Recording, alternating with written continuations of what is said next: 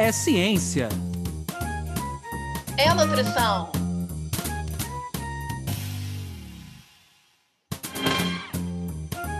É nutrição. É ciência. Ciência da nutrição. Sejam todos bem-vindos pela ciência. Sejam todos bem-vindos pela nutrição. Meu nome é Anderson Teodoro. E eu me chamo Luana Aquino. Pessoal, está no ar mais um episódio do podcast Ciência da Nutrição, que tem como objetivos levar para vocês aí de casa, do carro, da academia, do ônibus, informações novas, informações quentes sobre as principais temáticas da área da ciência da nutrição. A gente também tem como missão promover mudanças de hábitos, inspirar vocês com essas informações científicas de forma agradável, né, nessa troca boa que a gente tem, que você possa se inspirar e melhorar a tua qualidade de vida, teus hábitos de alimentação e nutrição. Além disso, a gente também queria muito agradecer vocês, nossos ouvintes, que estão nos acompanhando, tanto por aqui quanto pelas redes sociais, e lembrar para vocês que, apesar dos altos e baixos, a gente ainda está gravando num final de pandemia, então a gente já conta com a compreensão de vocês, ouvintes, em relação a ruídos, certas questões de internet que, por vezes, a gente passa nesse dia a dia. E hoje, nesse episódio do podcast Ciência da Nutrição, a gente vai falar com vocês e trocar uma ideia sobre uma temática super interessante, super estratégica, que é a alimentação e nutrição nas mídias. Desafios, oportunidades, o que é essa educação midiática, né? E para isso a gente quer, enfim, agradecer muito a presença da doutora Manuela Dias, uma referência nessa área, e eu vou ter o prazer de apresentar a Manuela para vocês. Doutora Manuela, ela é nutricionista pela UFRJ, com doutorado em Ciências Nutricionais e mestrado em Ciência de Alimentos por essa mesma universidade. Ela tem especialização em Segurança Alimentar e Qualidade Nutricional pelo IFRJ. Atualmente é pesquisadora colaboradora do LADIGE, que é o Laboratório Digital de Educação Alimentar e Humanidade do UFRJ, e desempenha a função de apoiadora local na Estratégia Nacional de Prevenção e Atenção à Obesidade Infantil, Proteja, do Ministério da Saúde. Doutora Manuela tem experiência em pesquisa, docência do ensino superior e no terceiro setor. Manuela, seja bem-vinda ao podcast Ciência da Nutrição. Muito obrigada, professora Luana, professor Anderson, Paola, Camila, toda a equipe do podcast Ciência da Nutrição. É um prazer enorme estar aqui com vocês. O prazer é todo nosso, Manuela. De vez em quando vai sair um Manu aqui, né? Porque, enfim, a parceria e a admiração já é de longa data. E aí, Manu, querida, te recebendo aqui junto com essa equipe maravilhosa, eu queria muito que você partilhasse com os nossos ouvintes como é que foi lá atrás essa escolha pela nutrição, né, até chegar aos dias atuais, né? Mas a gente quer saber mais dos teus bastidores, que é uma das partes mais gostosas do nosso podcast. Conta pra gente. Bem, a escolha pela nutrição não foi aquela coisa assim que às vezes que a gente ouve, né? Meu sonho era fazer nutrição, passei a vida inteira pensando nisso. Na verdade, foi pelas páginas do Guia do Estudante, quem aqui é da década de 80, 90 vai lembrar, que eu me apaixonei exatamente lendo, né, sobre o que era a faculdade de nutrição, essa questão toda de estudar os alimentos e a alimentação. A minha trajetória acadêmica, ela inicialmente se deu na área de ciência de alimentos, trabalhei com microbiologia, e aí depois que eu me dei até conta disso, né, que eu sempre estive ali na interdisciplinaridade, o que foi muito legal essa descoberta, né, porque depois que a gente olha para trás, né, na nossa trajetória, as peças vão se juntando, né, de alguma forma. Então, na graduação e no mestrado, eu trabalhei com microbiologia, parte ali de probióticos. Então, é super interessante, né? A gente da nutrição olhando para uma outra área, que é a microbiologia. Isso faz toda a diferença, né? Um microbiologista olharia para esse objeto de estudo de uma outra forma. E aí, já de uns 10 anos para cá, eu comecei a flertar ali com as ciências humanas e sociais, algo assim, acho que inicialmente até por uma questão pessoal, de leitura, de me identificar, e depois de entender como que isso poderia entrar na minha vida academicamente. Então, eu voltei depois para a academia, já em 2017, para fazer o doutorado, e eu estudei justamente, a minha tese foi nessa interface, né? Eu da nutrição, olhando para a comunicação, olhando para a sociologia, olhando para a educação. Então, eu busquei, né, conhecer um pouco mais sobre esses múltiplos significados que circulam, né, nas mídias sobre o que é uma alimentação saudável. Vocês já pararam para pensar que são muitos nomes, né, que a gente vê circulando na mídia, desde o saudável em si, até, por exemplo, sustentável, fit, low carb, orgânico, comida de verdade, que é muito até da nossa área. Tudo isso, de alguma forma, parece muito igual, com um significado igual, mas, na verdade, ali nas mídias, a gente vê que tem significados diferentes. Uma outra coisa também que eu busquei compreender foram os mecanismos de influência digital no nosso campo, né? Então, assim, quem é que está autorizado a falar sobre alimentação e nutrição? Né? Quais são os capitais que essa pessoa que é influenciadora nessa área deve ter? E quais os capitais que a gente valoriza, né, enquanto campo da alimentação e nutrição? E, para isso, eu busquei uma metodologia, que é a análise do discurso, que eu acho que tem tudo a ver com a conversa que a gente vai ter aqui hoje, porque a análise não é só do conteúdo em si, né, mas a análise também é do contexto. O discurso, ele analisa o conteúdo e o contexto, e com isso a gente entende um pouco como que esse discurso é construído e que efeitos, né, que significados tem ali, e no caso eu olhei para a questão da alimentação saudável. Manuela, entrando um pouquinho na nossa temática do nosso podcast, a questão da mídia é uma coisa hoje muito importante em todas as áreas, né? Por que você acha a característica importante dentro da área de alimentação e nutrição? O que diferencia essa área e por que nos últimos anos tomou esse vulto tão grande? Anderson, eu vou falar primeiro de uma forma mais ampliada, porque eu acho que a alimentação e nutrição está dentro de um fenômeno que é global, né, que é geral, que pega todas as áreas, que é o que a gente chama de infodemia, né, que é justamente esse grande volume de informações que circulam na mídia sobre um assunto específico. E aí eu acho que com a pandemia de Covid isso ficou mais claro ainda. Só que a questão é que é um volume de informação tão grande que algumas são precisas, outras não. Muitas vezes elas são, inclusive, contraditórias. Então, eu vou chamar aqui na nossa área de infodemia nutricional. Né? São muitas as informações, é uma abundância de informações que circulam. E aí, com isso, entra justamente... Aí eu diria assim, que essa infodemia, ela tem uma tendência enorme de gerar desinformação, né? Que é justamente esse conflito de informações, que quando a gente, de fato, quer buscar uma informação, a gente não consegue, muitas vezes, fazer uma leitura se essa informação é confiável ou não. E aí a desinformação seria talvez um grande desafio que a gente tem, né, na área de alimentação e nutrição. O outro lado é justamente a questão da educação midiática, que é uma oportunidade dentro desse cenário. Né? Educação midiática é um termo que a gente usa, né, para um conjunto de habilidades para a gente conseguir ler o mundo midiático, informacional, de forma crítica, se posicionar nele de forma crítica e produzir conteúdo de forma crítica, porque eu acho que é muito interessante a gente pensar que todos nós somos criadores de conteúdo. Não é só a blogueira que tem não sei quantos milhões de seguidores, que é influenciadora. Todos nós somos, todos nós, mesmo que seja dentro do nosso microambiente ali, a gente está influenciando. E aí eu acho que é legal também a gente pensar no que a gente está engajando, né? Porque além de ler o conteúdo de forma crítica para fazer as nossas escolhas, as nossas decisões, eu acho que é legal também entender um pouco dos mecanismos das plataformas que a gente usa, de mídias sociais, né? O que a gente está alimentando? A cada vez que a gente engaja, ou seja, a gente curte, ou a gente compartilha, ou a gente comenta, a gente está dizendo para aquela plataforma de que a gente gosta daquele conteúdo, de que a gente quer mais sobre ele. Vocês já notaram isso? Eu vou dar um exemplo na nossa área, né? Eu quero procurar receitas com restrição de lactose por causa de uma questão aí relacionada especificamente a uma patologia e tal.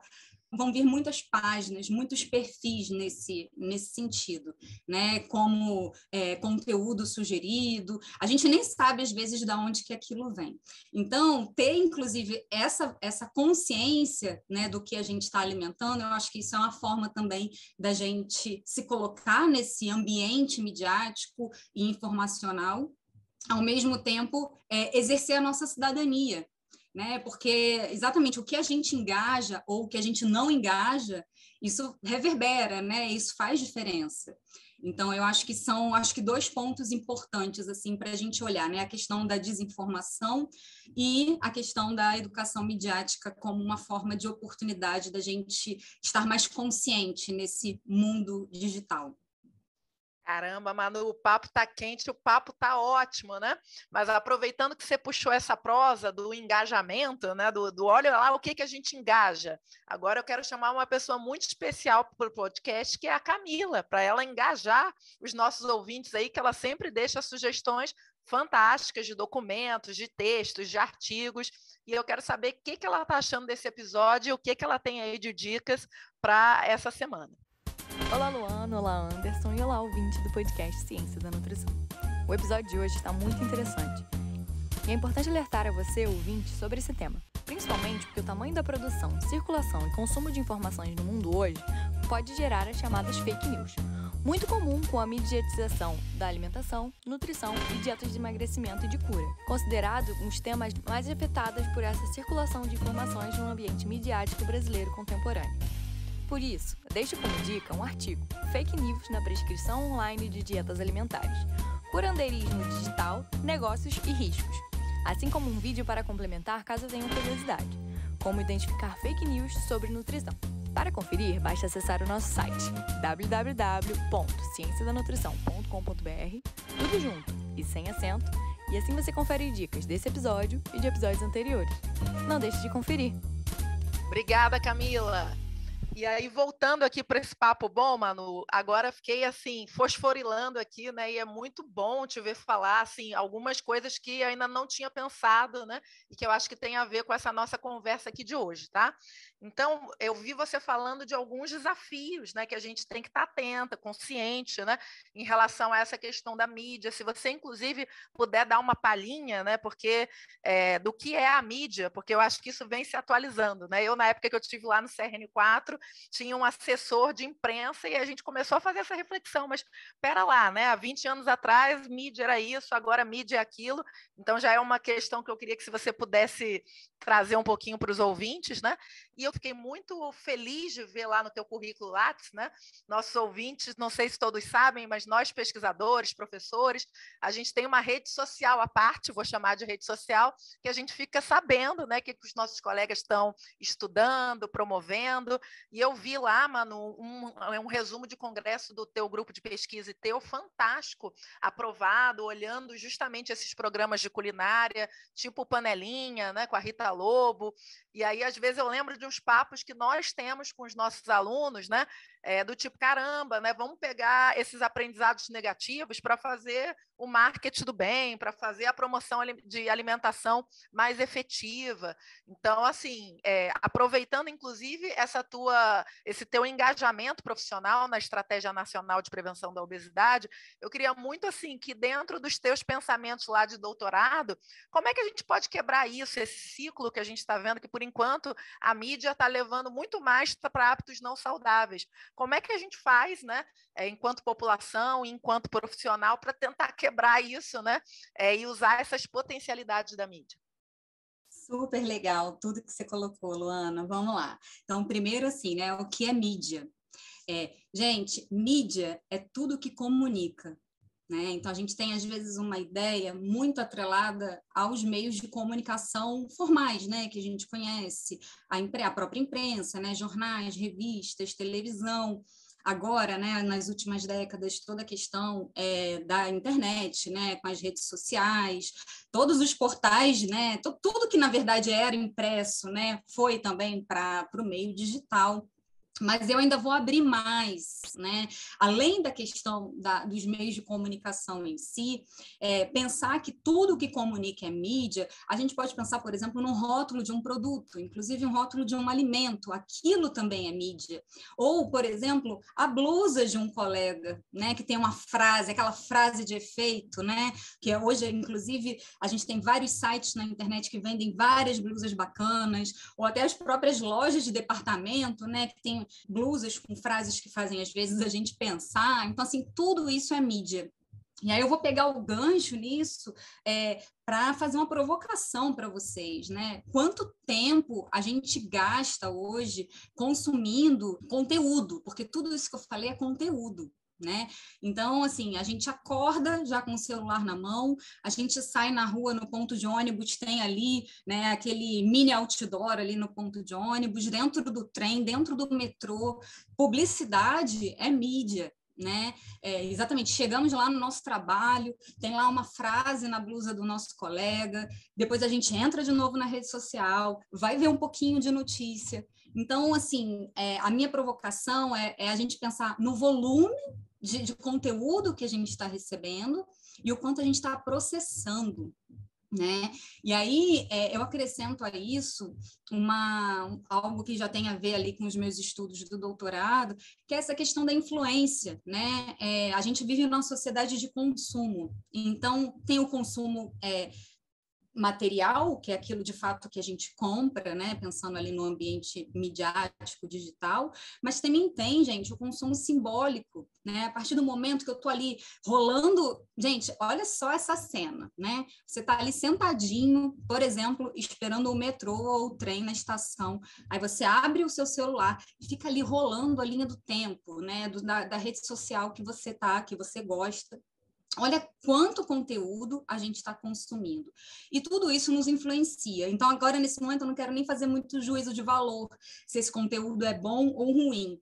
Mas, certamente, e aí um conceito de consumo que eu uso, que tem a ver justamente isso, né? O consumo enquanto formador da nossa identidade, né? O quanto que isso constrói a nossa subjetividade. O que a gente, como que a gente se coloca no mundo, o que a gente gosta, o que a gente deseja, né? Tudo vem, assim, óbvio, né? Tem outras agências de socialização, ali a família, a escola, mas a mídia hoje tem um papel muito grande justamente por estar com a gente, eu não diria 24 horas, porque tem a hora que a gente está dormindo, mas eu acredito que fora isso, né? Isso é até uma questão para a nutrição, né? Essa questão de comer e ver o celular ao mesmo tempo, porque é exatamente isso que acontece, né, na vida real. Então, eu acho que é legal a gente pensar sobre isso, né? Que tudo influencia, até fazer um trocadilho, né? Tem aquela frase assim, você é o que você come, né? Eu diria que você é o que você come, o que você consome, o que você lê, o que você assiste, né? Tudo isso nos forma, né? De alguma forma. E aí você falou um pouco sobre a questão das crianças e dos adolescentes. Eu acho, Luana, que realmente isso é um enorme desafio. Inclusive, a educação midiática, ela começa lá na escola, né? Na BNCC, que é a Base Nacional Comum Curricular, já tem ali, né, alguns tópicos relacionados, não com esse nome, educação midiática, mas relacionada à leitura crítica de textos, né, à produção crítica de conteúdo, porque é isso, a criança hoje, ela já nasce, né, acessando essas mídias, né? Então, acho que é um desafio enorme, e é um desafio enorme também para a própria nutrição, né? E aí eu acho que é legal a gente tocar, né, nesse assunto, porque do mesmo jeito que tem muita desinformação, eu acho que é uma oportunidade dos estudantes de nutrição, dos nutricionistas, de usarem as mídias de forma consciente, atrelar ali, eu acho que é uma oportunidade imensa essa, né? Atrelar a educação alimentar e nutricional à educação midiática, né? Porque, na verdade, assim, a gente pode fazer com que elas andem juntas, né? Assim, estamos no ambiente digital, isso é fato. A gente até brinca, né? Se você não tem um perfil, você não existe. É quase isso que está acontecendo hoje, né? Então, vamos usar, de fato, as mídias de forma consciente para exercer a nossa cidadania, né? Para construir um mundo melhor, para transformar. Eu sei que parece, às vezes, um trabalho de formiguinha, mas eu prometo aqui para vocês uma coisa, a gente vai ouvir falar demais em educação midiática ainda. Eu acho que isso é só o começo. Não existe democracia, não existe exercício de cidadania sem se falar em educação midiática, justamente por isso, porque a gente está imerso, né? A gente está imerso nas mídias. Então, retomando aqui, né, o que a Luana tinha perguntado sobre as pesquisas que a gente tem feito no LADIGE, inclusive a minha tese de doutorado foi justamente analisando, né, vídeos de culinária saudável.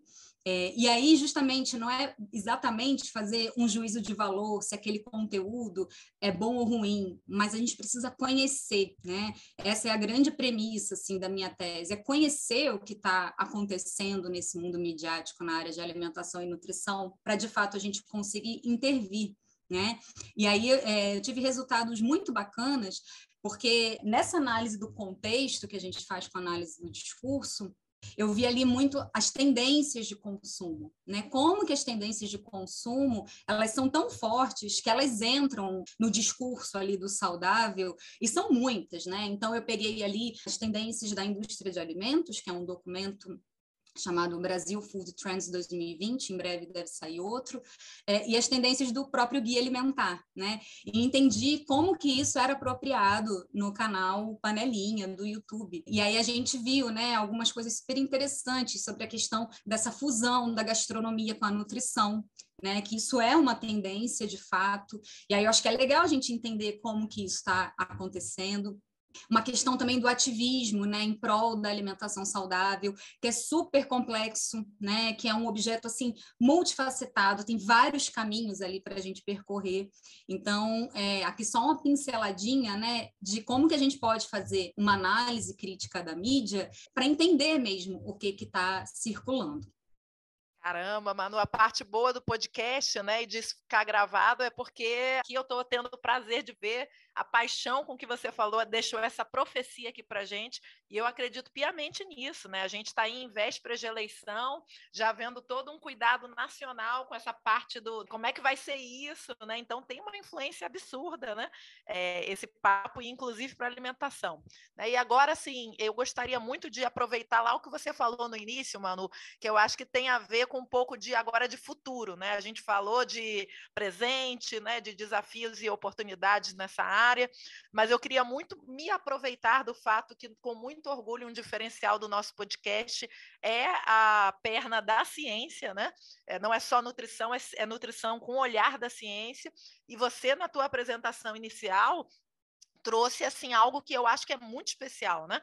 Você, o mestrado, teve o olhar ali hard, quantitativo da micro de alimentos, e você sentiu essa necessidade aí mais para frente no doutorado de se aprofundar aí nas humanidades, no qualitativo. Então, eu queria muito assim aproveitar essa tua experiência e o que você vê aí de, enfim, né, dessa área de humanidades, dessa área específica de metodologia qualitativa, né?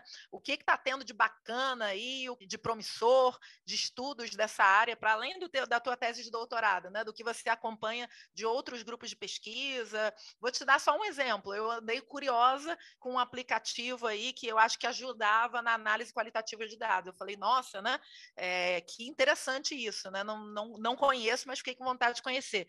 Então, assim, o que tem de promissor? O que são lacunas aí que você acha que pode ajudar as próximas pesquisas nessa temática que você estuda?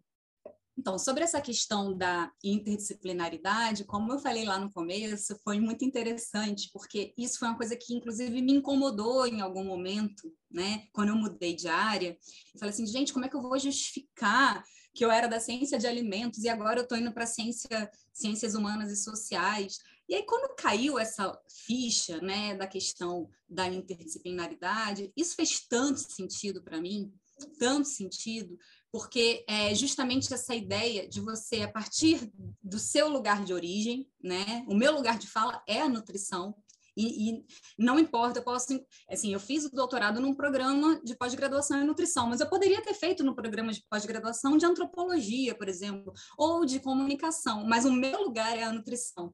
E isso é muito legal, porque é o meu olhar de nutricionista, de pesquisadora nutricionista, olhando esses outros objetos que estão, né, em outros campos de estudo. Isso é a questão das metodologias, Luana, isso também é um mundo assim, super vasto, né? Tem as metodologias bem tradicionais das ciências humanas, por exemplo, quando a gente vai ali para a antropologia, que é a etnografia, né? Essas metodologias que puxam mais para essa questão dos sentidos e dos significados, como a própria análise do discurso que eu fiz, mas pode ser análise de conteúdo, a semiótica, mas na verdade é um mundo que se abre, é um mundo que inclusive me parece que eu vou sempre descobrir alguma coisa nova, como isso que você falou, né? Hoje existem aplicativos, né, softwares que fazem inclusive a análise qualitativa. E eu deixo aqui também, assim, até um chamado, né, para a gente cada vez mais fazer pesquisa quant-quali, né?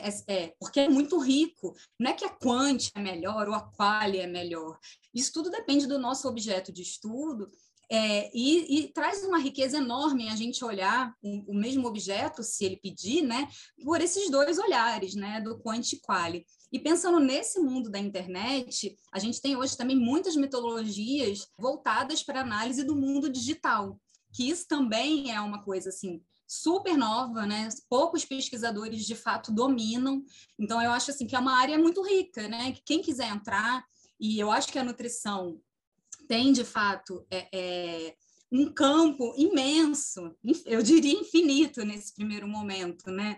Tem um livro do Marcelo Gleiser, né, que é um físico que eu adoro, que é a Ilha do Conhecimento, que é justamente essa figura da ilha como se fosse a figura da ciência, né? Aquela ilhinha, a ilhota ali no meio, né? Com o coqueirinho. E a água toda em volta é o que a gente precisa desvendar.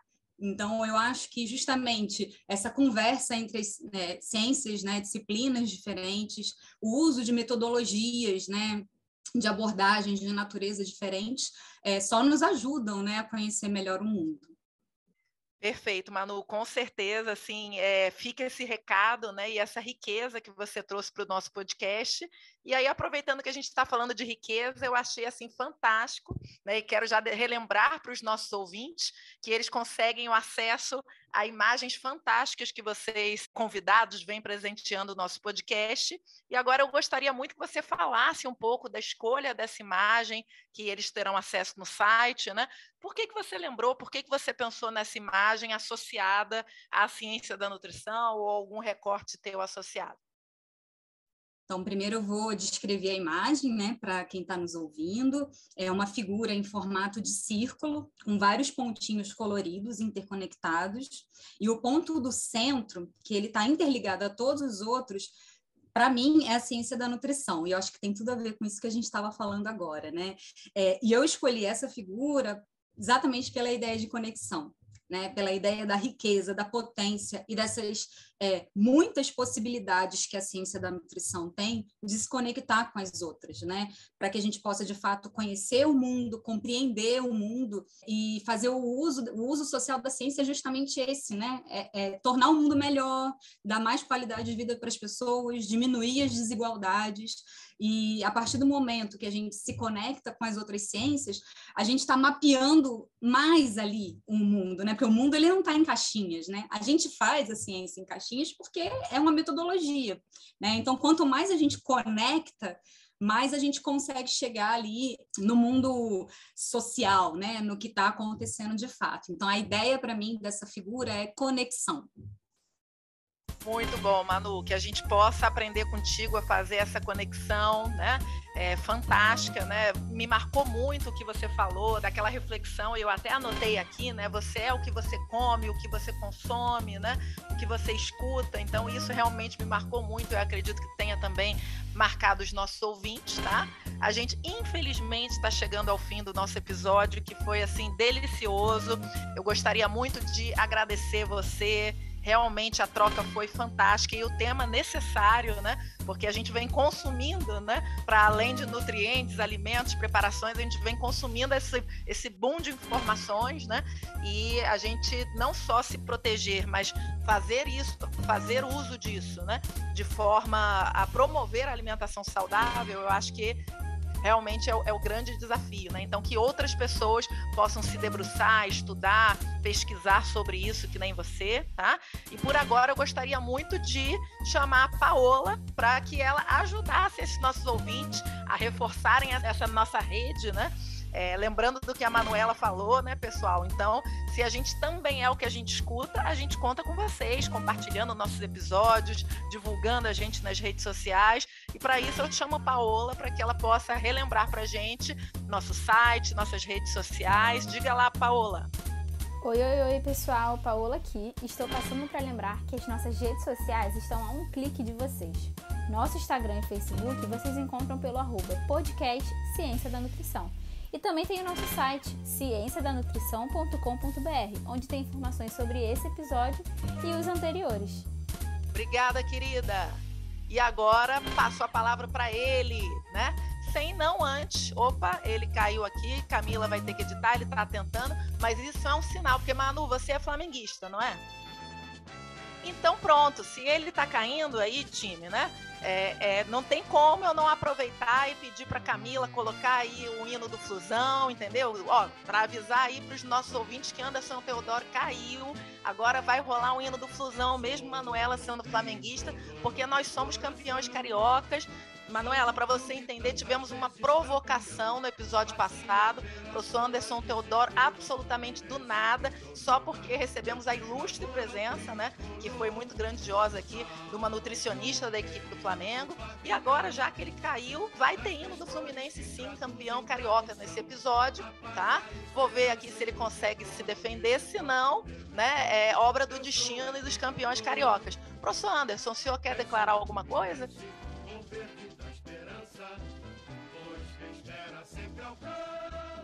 Não quer declarar nada. Camila depois vai ver, vai se resolver com isso aí, mas isso é sorte de campeã. Manu, vocês estão aí na Libertadores, deixa a gente se divertir com esse título carioca, tá? E mais uma vez, eu queria realmente agradecer você e abrir o nosso microfone do podcast para as tuas últimas considerações, para alguma questão que você queira divulgar ou colocar, fica à vontade. Eu quero agradecer demais essa oportunidade de poder falar um pouquinho aqui. Eu acho que esse tema é tão extenso e tem tanta coisa ainda por dizer, então assim, eu já me coloco à disposição para a gente voltar a conversar. Eu convido todos os nossos ouvintes a conhecer mais sobre educação midiática. Um lugar super confiável, né, já que a gente está falando sobre como buscar conteúdo de qualidade, é o Educamídia, que é um projeto muito bacana, então vocês podem procurar o site, lá tem inclusive um guia de educação midiática que vocês conseguem baixar, um PDF, e em especial, né, os estudantes de nutrição e nutricionistas, reforçar essa oportunidade que a gente tem de pensar a educação alimentar e nutricional no contexto da educação midiática, né? Ou seja, usar os meios, as mídias de forma ética, responsável e transformadora também na nossa área. Então, quero agradecer demais, gente. Foi ótimo, adorei. Bom, Manu, foi um prazer nosso também, né? E queria muito finalizar com uma questão de um pensamento positivo aí para a gente, para os nossos ouvintes, né? Você falou da questão das oportunidades dessa educação midiática, né? E eu acho que uma delas, muito forte, que você falou e que eu queria grifar aqui de amarelo e pedir ajuda de cada um dos nossos ouvintes, foi a questão da participação social. Né, você falou um pouco que quando vocês estudaram ali alguns programas de culinária, tinha uma questão de ativismo, de consciência, né? Então eu acho que essa questão da participação social, isso aqui que a gente está fazendo, é de certa forma um exemplo de educação midiática, né? Então, e é uma oportunidade que eu acho que, pegando aí um gancho do que a gente aprende na nutrição, né? As coisas são muito mais eficientes quando a gente fala do mesmo lugar de fala, seja a gente profissional, seja a gente cliente, seja a gente tia, avó. Então, assim, mostrar a importância dos nossos ouvintes, não só divulgando e correndo atrás de algoritmos, isso aqui a gente também conta com vocês, mas principalmente, assim, entendendo que a alimentação saudável, apesar de ter um nutricionista como, né, enfim, um centro conector, aí aproveitando a imagem da Manuela, né, das redes, né, mas essa rede se quebra assim, na hora da ponta, a gente não tem uma boa compreensão, não tem ali uma mãe fazendo uma educação midiática bacana com a sua família, um pai, né? Então essa participação social e educação midiática, né, Com certeza, Manu, já estás convidada aí para uma segunda rodada desse tema. Mais uma vez, obrigada a você, aos nossos ouvintes. E, enfim, fiquem com mais esse episódio, com muito carinho, da nossa equipe do podcast Ciência da Nutrição. Obrigada a todos.